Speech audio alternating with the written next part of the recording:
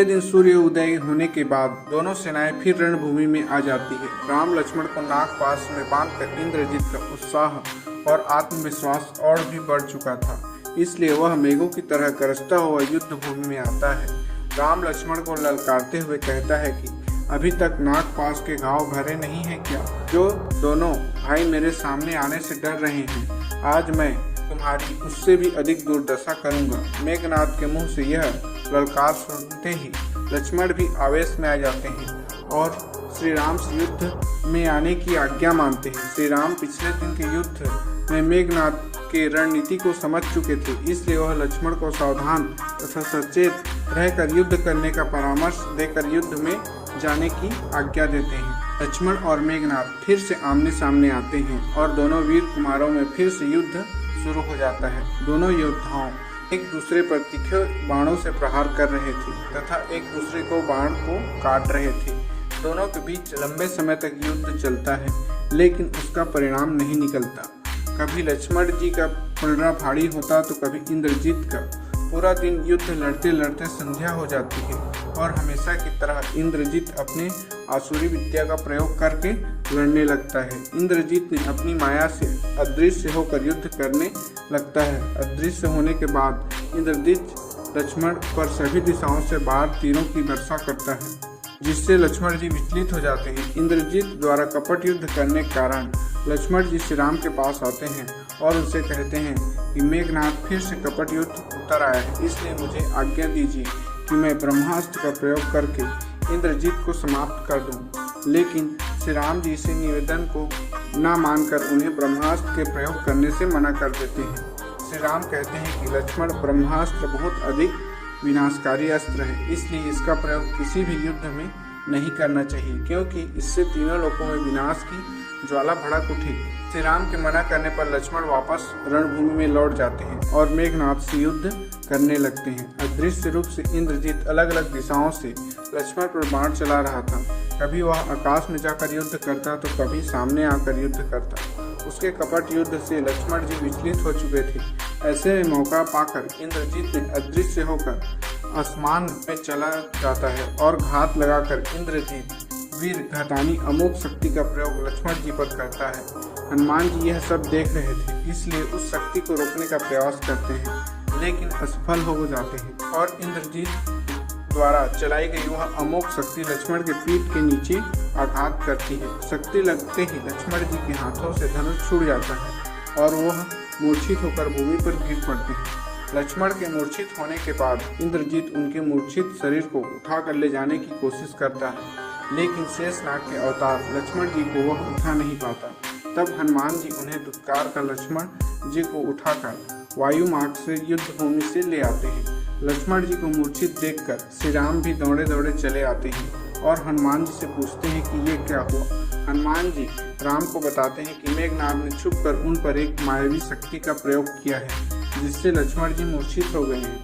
तब श्री राम ने पूछा, ऐसी कौन सी शक्ति है जो मेरे वीर लक्ष्मण को मूर्छित कर सकती है? श्री राम की अधीरता को देखते हुए विभीषण जी उन्हें बताते हैं कि मेघनाद वीर घातानी शक्ति का प्रयोग किया है।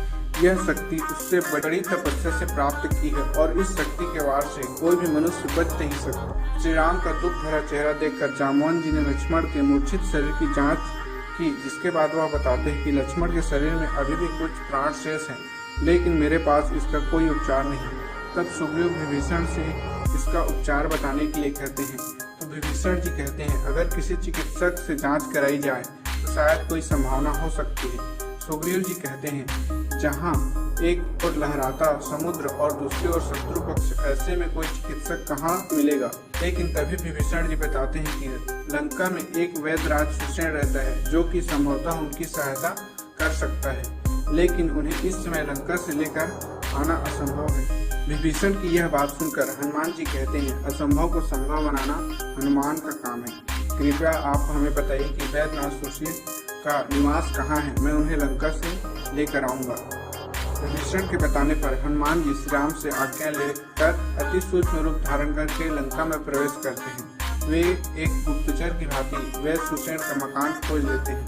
तब हनुमान जी अपना विराट रूप धारण कर वैद्यराज सुषेण को उनके घर सहित उठाकर लंका से ले आते हैं और श्री राम के समक्ष प्रस्तुत कर देते हैं। श्री राम और विभीषण जी उनसे लक्ष्मण के प्राणों की रक्षा की निवेदन करते हैं, लेकिन खुद को इस तरह उठा लाने से वेदराज सुषेण श्री राम से कहते हैं, मैं आपकी कोई सहायता नहीं करूंगा, क्योंकि यह मेरी देशभक्ति के खिलाफ है। आप शत्रु पक्ष के हैं और मैं महाराज रावण का वेदराज हूँ, इसलिए मेरा धर्म बनता है कि मैं अपने राजा के शत्रु की कोई सहायता न करूं। तब विभीषण जी वेदराज सुषेण को चिकित्सक धर्म का वृत्तांत बताते हैं और कहते हैं कि आप एकमात्र धर्म यह है कि अपने रोगी का उपचार करना और उसके प्राणों की रक्षा करना। यदि आप इस चिकित्सक धर्म का पालन नहीं करेंगे तो यह आयुर्वेद के मूल सिद्धांतों का उल्लंघन होगा। इस वजह से आपके द्वारा दी गई औषधियाँ भी असरहीन हो जाएगी। विभीषण जी से चिकित्सक धर्म का यह सार सुनकर सुषेण वैद्य श्री राम की सहायता करने के लिए सहमत हो जाते हैं और वह लक्ष्मण के मूर्छित शरीर को जांच करने लगते हैं। जांच के बाद वैद्यराज सुषेण बताते हैं कि लक्ष्मण जी के शरीर में प्राण अधिशेष है, लेकिन सूर्य उदय से पहले उन्हें उपचार नहीं दिया गया तो उनकी जान बचाना असंभव है। तब वैद्यराज सुषेण उसे बताते हैं कि उनके पास वह औषधि नहीं है जो कि लक्ष्मण जी के स्वस्थ कर सके। वैद्य की बात सुनकर श्री राम और भी अधीर हो जाते हैं।